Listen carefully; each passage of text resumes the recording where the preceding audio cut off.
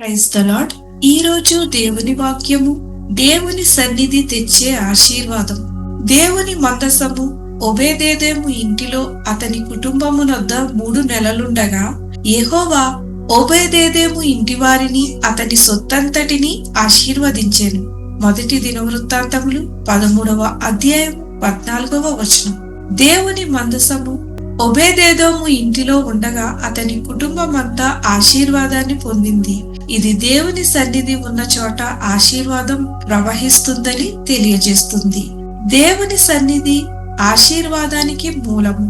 ఒబేదేదోము ఇంటికి వచ్చిన గొప్ప సంపద దేవుని సన్నిధియే. మన గృహాలలో ప్రార్థన, ఆరాధన ఉంటే దేవుని శాంతి మరియు కృప నిలుస్తాయి.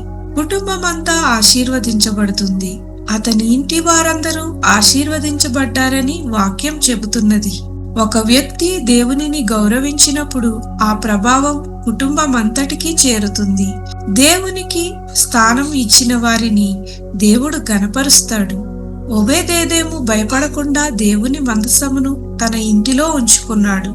దేవునికి మన జీవితంలో మొదటి స్థానం ఇచ్చినప్పుడు ఆయన మనలను దీవిస్తాడు.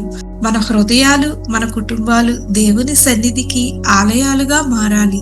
దేవుని సమీపంలో ఉండే జీవితం నిజమైన ఆశీర్వాదకరమైన జీవితం. ప్రార్థన. ప్రభువైన యేసు, మా గృహాలలో నీ సన్నిధి నిలిచియుండునట్లు కృప చూపండి. మా కుటుంబాలను నీ సమాధానముతో మరియు ఆశీర్వాదంతో నింపమని యేసు నామములో ప్రార్థించుచున్నాము తండ్రి. ఆమేన్.